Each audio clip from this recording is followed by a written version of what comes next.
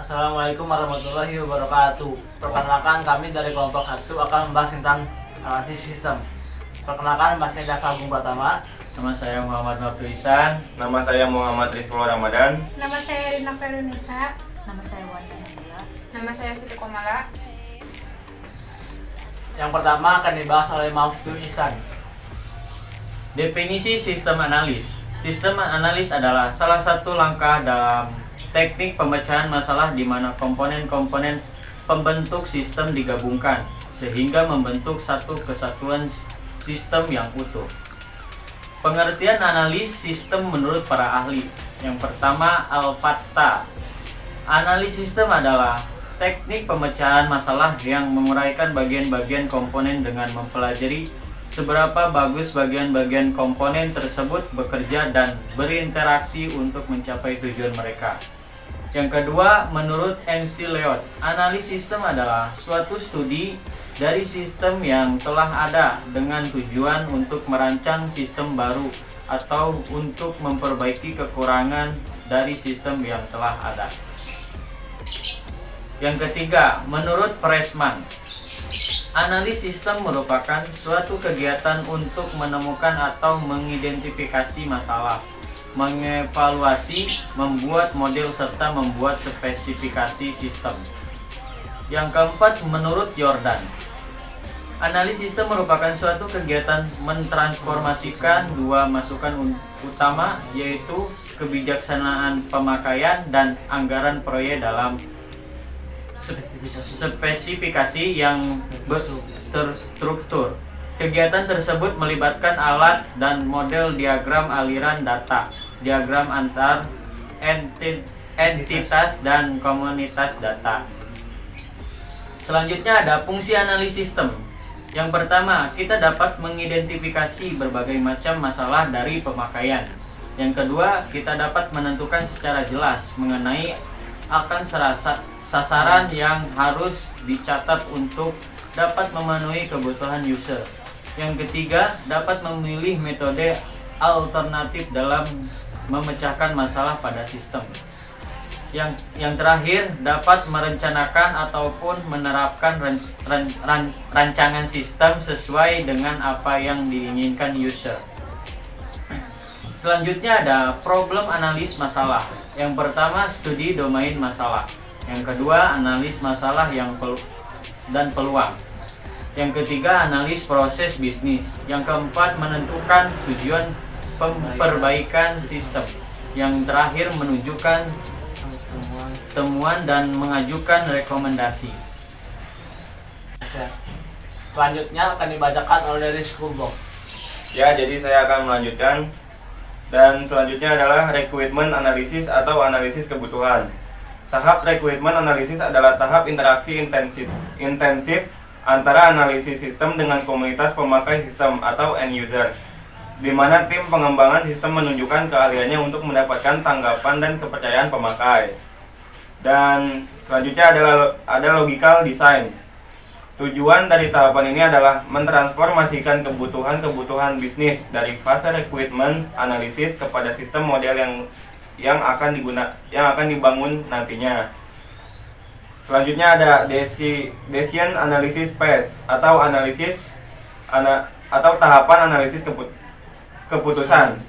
Adalah tahap analisis keputusan mengidentifikasikan kandidat solusi, menganalisis kandidat solusi, merekomendasikan target sistem yang akan didesain, dibangun dan diimplementasikan. Aktivitas-aktivitas pada tahap inisiasi dan aktivitas-aktivitas pada tahap analisis. Problem analysis, requirement analysis, logical design and decision analysis. Yang pertama ada aktivitas-aktivitas pada tahap inisiasi. Tahap inisiasi diantaranya proyek karakter atau dokumen proyek yang berisikan nama proyek, budget proyek, dan penunjukan manajer proyek. Dokumen ini dijadikan acuan dasar oleh manajer proyek untuk melakukan proyek-proyek selanjutnya. Selanjutnya akan dibacakan oleh saya. Stakeholder yang terlibat. Kelompok stakeholder utama yang terlibat, terdampak, berkepentingan secara langsung. stakeholder kunci yang mempunyai pengaruh terhadap keberhasilan proyek. Stakeholder pendukung yang secara tidak langsung akan terlibat terdapat berkepentingan. 1. Peran dan fungsi stakeholder. A. Pemilik owner atau pemegang saham, mereka mengeluarkan uangnya atau modal untuk membiayai usaha tersebut. B. Karyawan, orang yang diangkat dan ditugaskan untuk menjalankan kegiatan perusahaan. C. Kreditor, lembaga keuangan atau individu yang memberikan pinjaman kepada perusahaan. D. Pemasok atau supplier, partner kerja dari perusahaan yang siap memenuhi ketersediaan bahan baku. Oleh karena itu, kinerja perusahaan juga sebagian tergantung pada kemampuan pemasok dalam mengantarkan bahan baku yang tepat. E. Pelanggan, dengan mengidentifikasi pelanggan, perusahaan akan lebih fokus dan memberikan produk dan jasa yang diberikan dan diharapkan oleh pelanggan tersebut. F. Pesaing, kesuksesan perusahaan biasanya tergantung pada pengetahuan karyawan tentang pesaing dan peranan mereka dalam bisnis. Bentuk yang paling umum dari pesaing langsung. G. Pemerintah, misalnya memiliki kekuasaan untuk memberikan perizinan. Input dan output dari tahap inisiasi dan analisis. 1. Inisiasi.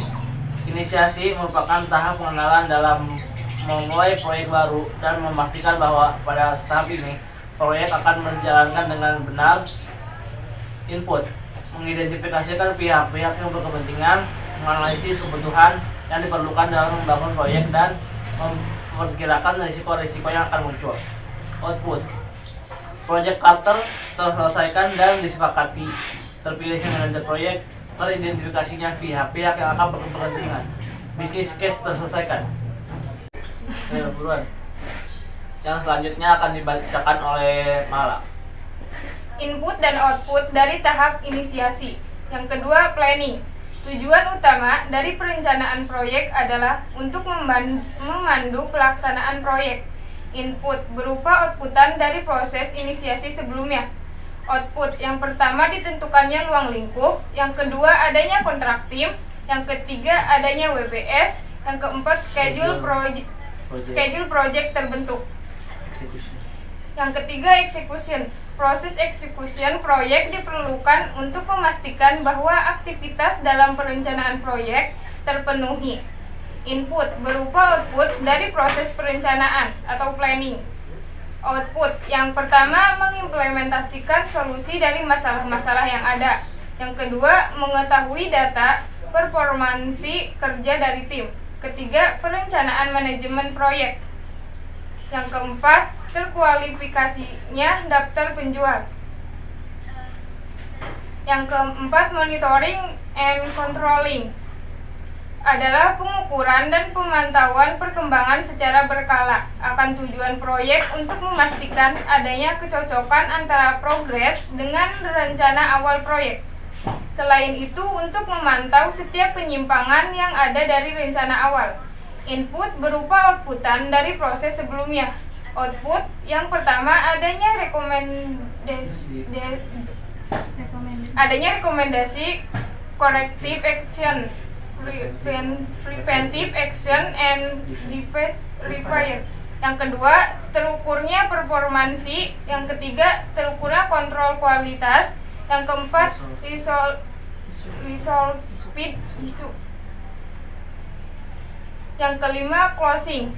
Meraih lebih banyak lagi stakeholder dan pelanggan yang menerima layanan ataupun produk akhir. Output. 1. Final product, service, or resort. Kedua, menutup kontrak. Ketiga, dokumentasi. Input dan output dari analisis. Analisis input dan output adalah suatu model matematis untuk menelaah struktur perekonomian yang saling kait-mengait antara berbagai sektor atau kegiatan ekonomi.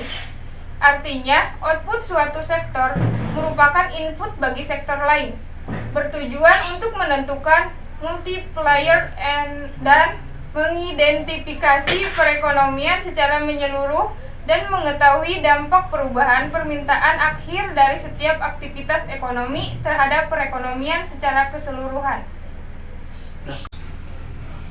Yang selanjutnya akan dibahas oleh Wanda. Konsep dasar model input-output yaitu struktur perekonomian tersusun dari berbagai sektor atau industri yang berinteraksi melalui transaksi jual-beli. Yang kedua, output. Suatu sektor akan didistribusikan dengan jalan dijual kepada sektor-sektor lainnya. Yang ketiga, input suatu sektor didapatkan dengan cara membeli bahan baku dari sektor-sektor lainnya. Yang keempat, hubungan antara input dengan output adalah linear. Yang kelima, analisis model dilakukan pada kurun waktu tertentu, di mana akan selalu didapat identitas bahwa total input sama dengan total output. Yang keenam, suatu sektor dianggap terdiri dari satu atau beberapa perusahaan.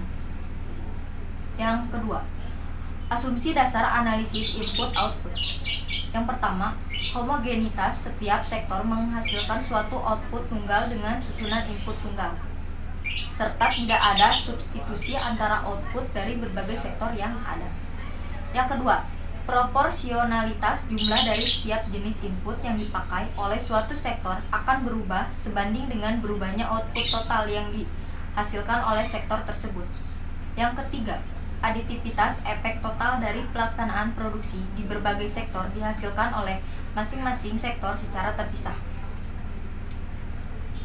Asumsi dasar analisis input-output.